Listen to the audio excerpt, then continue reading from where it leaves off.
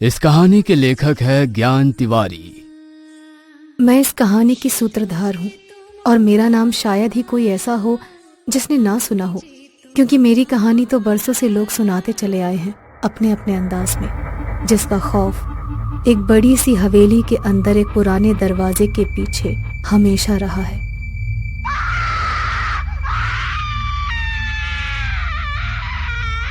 पर मैं हमेशा से ऐसी नहीं थी।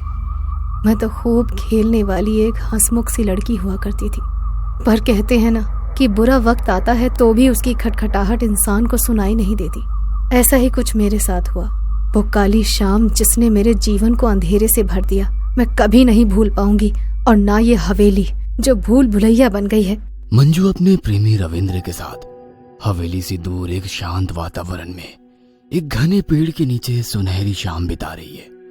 रविंद्र के हाथों में किताब है और खुद रविंद्र भी उस किताब में डूबा हुआ है। मंजू रविंद्र को घूरती हुई कहती है, प्रेमिका पास में है पर फिर भी किताब को अपनी प्रेमिका बनाए बैठे हो और उसी में डूब गए हो, फिर मेरा यहाँ क्या काम है भला? मंजू, जैसे तुझे नृत्य में इतनी दिलचस्पी है वैसे ही मुझे किताबों में। अच्छा मुझे बताओ कि क्या नृत्य करते समय तुम्हें तिनका भर भी मेरा ख्याल आता है क्या? मंजू नाव में सिर हिलाती हुई हंस पड़ती है।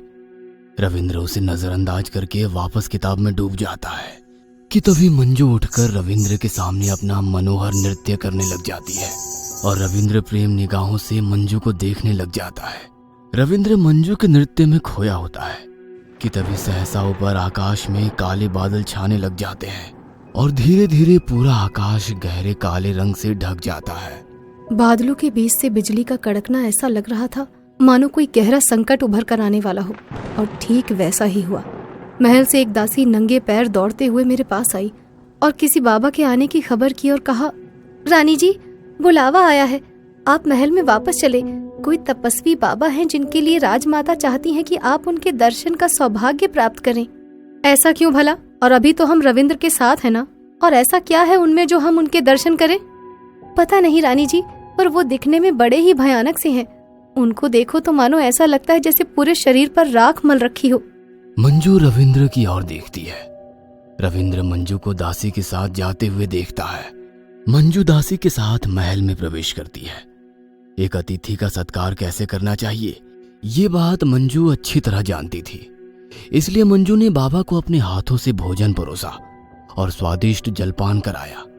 भोजन ग्रहण करते करते बाबा के मुख से चावल के कुछ दाने छूटकर फर्श पर गिरने लगे तो वो उन्हें भी बटोर बटोर कर खाने लगे और फिर पूरा मुंह खोलकर पानी पीने लगे। मंजू को ये सब देखकर बड़ा अटपटा लगा, पर वो मुंह बांधे बैठी रही। थोड़ी देर बाद जब बाबा खाकर उठने लगे तो मंजू उन्हें रोककर विनती की, तपस्वी बाबा, आप यदि यहाँ से ऐसे ही चले गए तो ये मेरा अपमान होगा। मैं अपने नृत्य से आपका मनोरंजन करना चाहती हूँ, इसीलिए आपसे निवेदन है कि थोड़ी देर रुककर मेरा नृत्य देखें और उसके पश्चात ही आप यहाँ से जाएं। मंजू के मन में एक ही बात चल रही थी, तेरी वजह से मुझे रविंदर से अलग होना पड़ा। अब देख कैसे अपने नृत्य से तेरा मजाक बनाती हूँ। बाबा मंजू के मन में चल रही बात भाप गए। अनहोनी रोकने के लिए वो वहां से जाने लगे, पर मंजू ने नृत्य आरंभ कर उनका रास्ता रोक लिया। मंजू नृत्य करती जा रही थी और नृत्य करते करते वो बाबा के चारों ओर घूमने लगी। बीच बीच में वो फर्श को छूती और अपनी उंगलियां फर्श पर दबाकर उन्हें वापस अपने होठों से लगा लेती। यह देखकर बाबा को इतना क्रोध आया कि वे चिल्ला उठे, दुष्ट अभद्र लड़की, एक तपस्वी से कैसे पेश आते हैं तुझे ये तक किसी ने बताया नहीं। आरंभ में तो तूने अपने व्यवहार से मेरा हृदय प्रफुल्लित किया था, परंतु मेरे भोजन खाने के तरीके को लेकर तूने मेरा इतना घोर अपमान किया, वो भी अपने नृत्य नाटक के जरिए। मंजू भयभीत होकर पीछे हटने लगती है। ऐसे अक्षम्य अपराध की क्षमा नहीं होती लड़की, इसलिए जा, तुझे श्राप देता हूँ। इतना कहकर बाबा कमंडल से जल निकालकर अपनी मुट्ठी में भरते हुए उसे मंजू के मुंह पर फेंक देते हैं। हाँ, तेरे कदम तेरे पैर में बंधी पायलों के साथ तब तक थिरकते रहेंगे जब तक ये तेरा नृत्य का घमंड तेरी ग्लानि में परिवर्तित नहीं हो जाता, और साथ ही तेरा वो प्रेमी जिसे छोड़कर तू मेरे पास आई और उससे दूर जाने की अग्नि में तूने मेरे साथ जो दूर व्यवहार किया, उसे भी तेरा प्रेम सदियों तक नहीं मिलेगा। वह तुझे हमेशा हमेशा के लिए भूल जाएगा। बाबा क्रोध में महल से बाहर प्रवेश कर गए। वो काली शाम मेरी जिंदगी में अंधेरा बनकर रह गई। मंजू सहसा अपने आप नृत्य करने लगी और नृत्य करते करते वो महल के अंधेरे कमरे में जा पहुंची, जहां ना तो उसके पांव रुके और ना पायलों की छनक।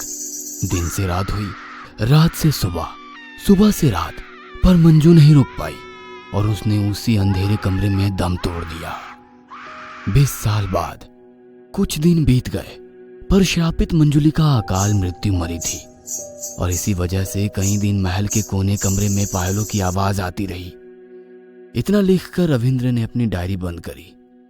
रविंद्र ने एक लंबी सांस भरी और आयशा की तरफ देखा, जिसने अभी तक मंजुलिका की कहानी को इतने गौर से सुना कि उसने अपनी पलकें तक नहीं झपकाई थी। महल के चक्कर काटते काटते रविंद्र और आयशा अब तक महल की नक्काशी और कारीगरी से काफी प्रभावित हो गए थे। उन्हें महल इतना पसंद आया कि उन्होंने हर वो चीज उठा के देखी जो मंजुलिका की कहानी से जुड़ी थी। रविंद्र, तुमने मंजुलिका की कहानी को इतनी शिद्दत से लिखा है जैसे तुम शुरू से ही मंजुलिका के साथ रहे हो। आयशा इतना कहकर रविंद्र की ओर देखकर मुस्कुराती है। मंजुलिका सिर्फ एक कहानी है आयशा, कोई सच नहीं। और मैं एक लेखक हूँ जिसकी रुचि सिर्फ और सिर्फ किताबों में है, किसी लड़की की प्रेम कहानी में नहीं। दोनों हंसते हुए महल के कोने के कमरे में पहुंच जाते हैं, वो हिस्सा जहां मंजुलिका की मौत कहानी में लिखी गई थी। आयशा ताकत से उस दरवाजे को खोल देती है और दरवाजा खोलते ही एक जोर हवा का गर्म सा झोंका आयशा को पीछे धक्का देकर निकल जाता है। ओ रविंद्र, यहाँ तो सब कुछ धूल धूल है। यहाँ कैद किया था तुमने मंजुलिका को? सिर्फ कैद ही नहीं किया, यहाँ मारा भी था। आयशा मुड़कर रविंद्र को देखती है, उसकी आंखों में गुस्सा है। क्या हुआ आयशा? कुछ नहीं रविंद्र। रविंद्र बिस्तर पर लेटा हुआ सोच में डूबा था। कभी कभी हमारे लिखे किस्से, हमारी लिखी कहानियां सिर्फ हम तक सीमित नहीं रह जाती और कोई कहानी कभी झूठ नहीं होती। और अचानक रविंद्र का ध्यान टूटता है और उसे एहसास होता है कि आयशा उसके पास नहीं है। रविंद्र आयशा को ढूंढता हुआ महल में हर जगह घूम रहा होता है कि तभी उसे पायलों की छनकने की आवाज आती है और वो आवाज की दिशा में चल पड़ता है। रविंद्र छत पर पहुंचता है तो उसकी आंखें फटी की फटी रह जाती है। आयशा उसके सामने उन्हीं पायलों में वैसा ही नृत्य कर रही है जैसा रविंद्र ने मंजुलिका को लिखा था। रविंद्र ये सब देखकर बहुत ज्यादा डर जाता है और वहां से भाग जाता है। जैसे ही रविंद्र भागकर महल के बाहर आता है, ठीक उसी वक्त आयशा छत से उसके सामने गिर पड़ती है। आयशा के सर के टुकड़े टुकड़े हो जाते हैं, खून रिस रिस कर बह रहा है। रविंद्र के ये सब देख के होश उड़ जाते हैं और वो वहीं बेहोश होकर गिर पड़ता है। रविंद्र को जब होश आया तो उसने अपने आप को हॉस्पिटल के बेड पर लेटा पाया। वहां उसने डॉक्टर और पुलिस के बीच की बात सुनी। ये पहला किस्सा नहीं है जहां किसी और लड़की ने अपना मानसिक संतुलन उस हवेली में खोया और फिर वहां से कूदकर अपनी जान दे दी। वहां पे और भी जाने जा चुकी है मतलब? यहाँ के गांव वाले बताते हैं कि कोई मंजुलिका है। यह सब सुन के रविंद्र के होश उड़ जाते हैं और वो रोते रोते अपनी आंखें बंद कर लेता है। रविंद्र अपने घर वापस आता है और अपनी डायरी खोलकर लिखता है, मुझे नहीं पता मंजुलिका की कितनी कहानियां हैं, पर वास्तव में मंजुलिका है कौन, यह अभी तक एक रहस्य है जो शायद कभी नहीं सामने आ पाएगा। इतना लिखकर रविंद्र अपनी डायरी बंद करता है तो उसकी नजर पहले पन्ने पर जाती है जिस पर लिखा हुआ है मंजुलिका, वास्तविकता या भ्रम। रविंद्र डायरी बंद करके लेट जाता है। उसके दिमाग में अभी भी मंजुलिका चल रही है। धीरे धीरे रविंद्र की आंखें नींद में चली जाती है और रविंद्र के सोते ही उसके बेड के पास रखे आईने में एक औरत की छवि उभरने लगती है। आमी जे तुम्हार, शुद्धो जे तुम्हार, रविंद्र बाबू।